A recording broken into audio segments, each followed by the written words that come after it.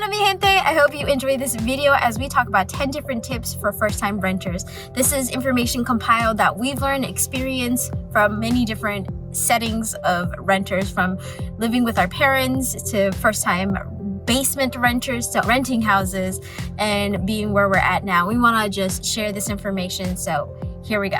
Tip number 1, take your time finding a place, which is essential. Don't rush. Take your time. 2, remember your budget. If you don't have a budget, make a budget. Stick to your budget. Your budget is your best friend. Make a budget. 3 being, remember utilities. It isn't always part of your renting price, but if it's something you can negotiate with your landlord, negotiate it. And if you can't, then be on time with your utilities. They play a huge factor in your credit.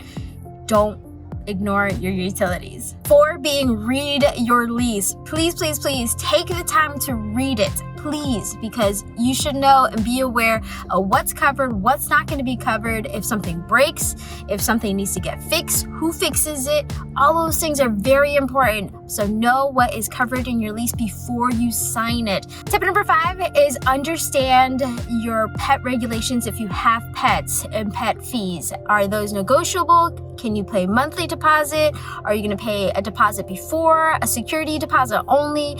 Make sure you know what you're getting into if you have a pet, and sometimes you can negotiate. We definitely negotiated our first time when we went into a rental place where we said, hey, can we do a deposit and no monthly addition? Can we have a pet? Our pet is friendly. Make sure you have all those details to back up your case and present a good case to those landlords.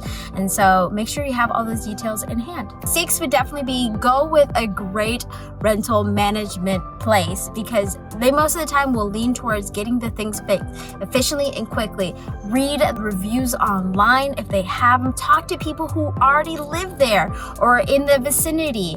Those who are under the same management, reach out, ask questions, and make sure you research, because if you get stuck with a year contract with management is some doo-doo, y'all, it's gonna be a rough year. So make sure you know what you're getting to, especially with the management. Our management company was great at covering fix and repairs and more efficient. With that stuff, communication was good. But once that contract broke, or when we went into a landlord situation, y'all, it was a whole nother ball game. So make sure you're getting into it with a good management company. Tip number 7 would be, if you're moving into a place, make sure you take pictures, document everything, video case anything and everything as you're moving in. If you break anything or if there's anything wrong with a property before you move in, as you're doing your walkthroughs. Documentation is key for beginning and final of your rental agreement, as you can prove your case to say, no, this is how it was when I moved in. I didn't cause this damage. You always want to be able to document and state your case, and you have evidence for that. Tip number 8 would definitely be, if you have a deposit, make sure you have a savings as well. It is imperative to build up a little bit of a nest and a buffer between you and your deposit, so that way you're not feeling the stress from month to month as you're trying to make rent. Make sure you have some sort of safety net for a rainy day in case something breaks or something needs to get fixed. Tip number 9 would be to go small. Start off small so that way later on you can build to a bigger space with time. Tip number 10, location is important and pivotal, aka meaning if you are living in a city, it's gonna be a little bit competitive, it's gonna be more expensive. But if you're living in a rural place or a little bit more suburban, you have a little bit more flexibility to play with that. So if you can, seek a little bit outside of your box. Don't be afraid to move locations to be able to be accommodate and commute a little bit further away from your location or job, etc. Location is key. Now that we share some tips, I do want to take a little bit of a moment to kind of go through back over these tips and then share a quick little story with you. Take your time finding a property. There is no rush unless there is a rush, but if you can't help it, take your time looking for the property. There will always be spaces, there will always be homes, there will always be someone renting. Everyone is different, like depending on your situation, on how quickly you need to find a property. Yeah. If you have the time to get a home that's going to be a rental property more than anything, yeah, take your time. Take your time finding a rental property. Do your research, what's going to be more efficient for you. Put yourself in that situation. If I'm a single person with no pets, no one else with me, I'm just living with myself, do you really need a house? No. If you're a single person with no pets, no one else with you, like probably a studio apartment might be more efficient. Or even if you're trying to go super budget, maybe just rent a room. Always look at your situation, and the more time you have, the better, because then you can consider more options. AKA, you can build around your budget, build around your income, and what matters most. Save your money to be able to have a safety net. And it's things that you don't really think about, like what matters most. Really think about that, because if you're a type of person that's too lazy to carry your groceries up some stairs, does the place you're living have an elevator? If you're a person that likes to have big clunky furniture, does that person have a service elevator to bring up your big clunky elevator? Who's going to help you move that stuff in? So it's a lot of variables you want to have clicked in there. So it's definitely more of take your time and evaluate yourself. What do you need and what would you like? And with more time, you can find more options. So exactly. That also leads into being able to negotiate. Your agreement is a standard baseline. Know that things are negotiable, okay? So AKA, if you find things that you're reading through your contract or agreement that it's a little bit sus, bring it up, fight for your case, come to an agreement, but don't just say, oh, because it's in here, it's set in stone. Anything is negotiable as long as you make your case. Rewriting a contract is not that hard. Yeah. So take your time doing that. Fight for yourself. Yeah, we had that happen in our first property that we rented. The landlord was going to charge us for cable, internet, and some other stuff, but we were like, well, we don't really need cable, and we would like to bring our own internet to the house. And if that's the case, like, can we just pay for our own internet? And they're like, well, I don't know how that works. And I was like, well, that's not really my problem. I want to have what I have, and I don't want to lose it. And then you make compromise. Like, okay, cool. If I have to get this, and it ended up being that the lady actually disconnected her service. The lady disconnected the service that she had in her property and allowed us to actually install ours, which was technically better, and basically kept all our equipment and all that good stuff. And so when we moved from that place, she kept the service. It was just transferred over to her name. And we left and nothing was harmed on our end. Exactly. So just because there's other people perhaps living in the house and everyone's splitting services doesn't necessarily mean that you can't. Just talk to the landlord. Once again, plead your case. Talk. Communication. Talk, okay? I know it can be uncomfortable, but do it. Communication. It's your money. Going back over to our tips, remember that utilities play a big factor. If you're the one paying your utilities, that does affect your credit long term, aka it's gonna stay with you. It matters. Don't be left without water, man. Not water, no heat, electricity. We've had from experience that where we literally had nothing in the house. We had literally no water, no electricity, no gas. And so, sometimes you have to rough it. And when you're roughing it, it's all from irresponsibility. What is it? We're not in the can't get arrested for this now, but I went out of the way and I bought a key lock for the water pump outside, and I went and turned on the water. I was like, I need water, like I can't do this, but too broke. And why? Because we didn't have any savings. Had no savings when we moved in. Had nothing. It was a word by mouth contract, and it was like, okay, I'm gonna pay you. And the landlords, thank God that they were super, they were friends with us. They knew we were struggling, and they had no, there was no bad blood in that situation. But it's something that going through, you have to kind of plan out for those moments. You need to have savings. Savings is so important. Don't overshoot your budget. At that time, our income was $0. And our rent was only $300, but yet that was impossible for us because it was income of $0 with a bill of $300, not including utilities. So keep that in mind. Which basically goes back to having that budget. If you don't know how to budget, Google it. Get your knowledge. Microsoft Excel, man. Exactly. Start. Excel it.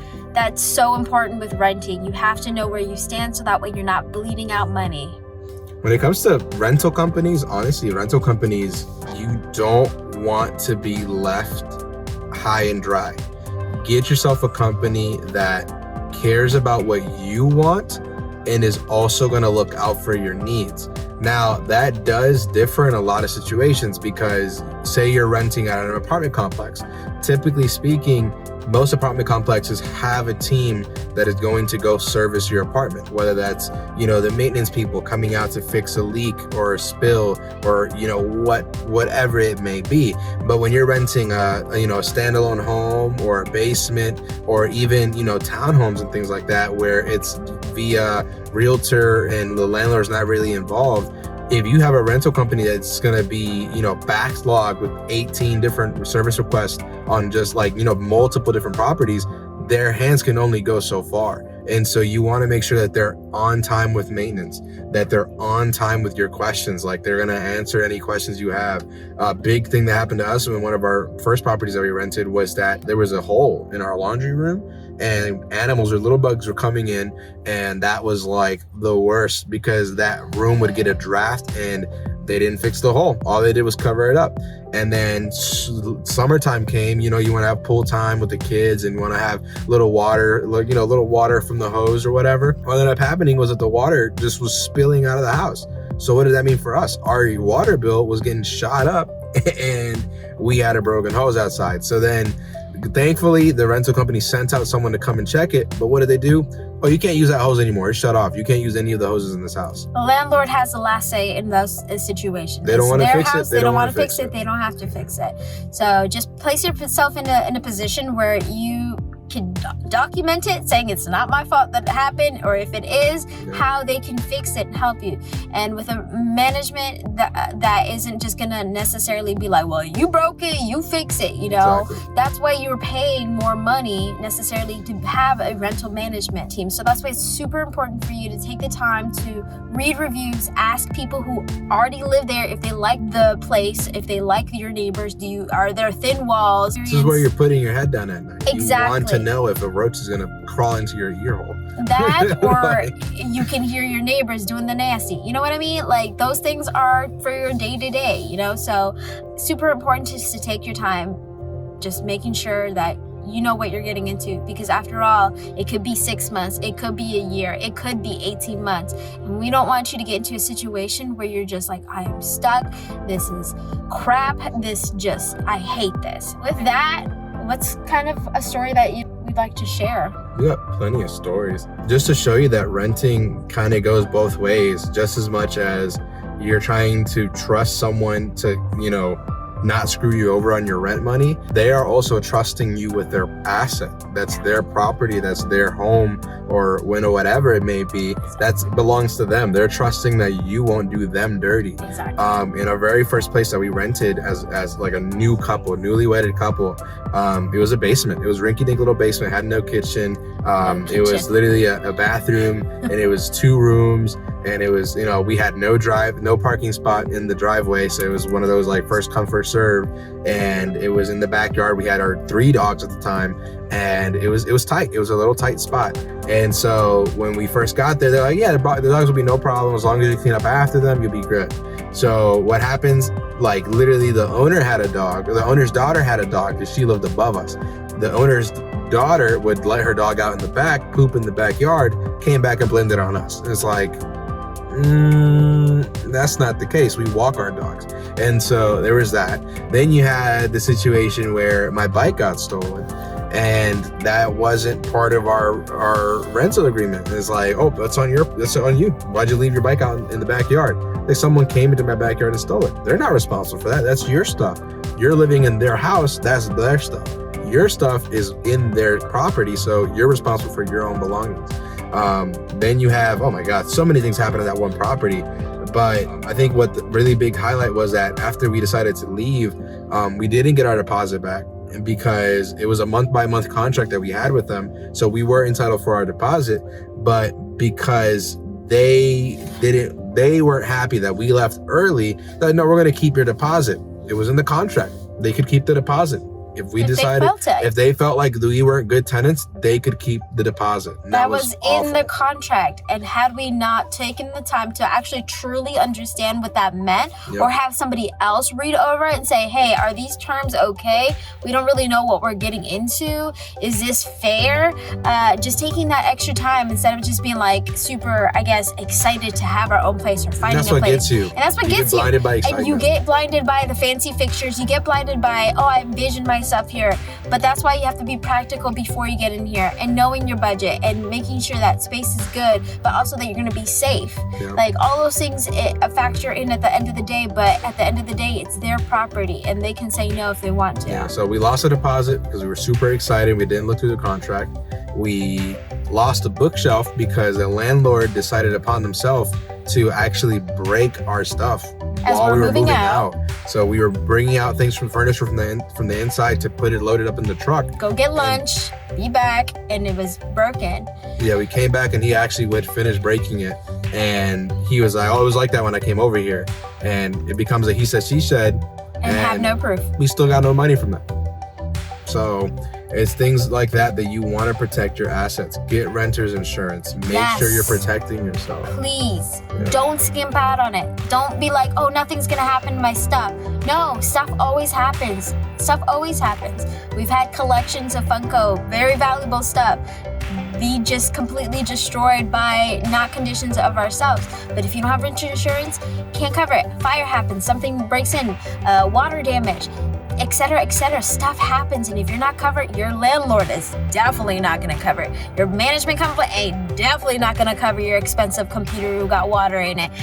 Things like that, people don't really necessarily care, but renter's insurance will cover your back and read those terms as well. And that's with everything said. We've learned a lot. If you did like this type of videos, please leave us a thumbs up. If this is your first time renting, what are you looking into to get for yourself? If you're a returner renter or learning more about renting and you're just doing your research, feel free to leave some questions down below that we can answer. We appreciate you. We love you. And don't forget to subscribe, and we'll see you in the next video.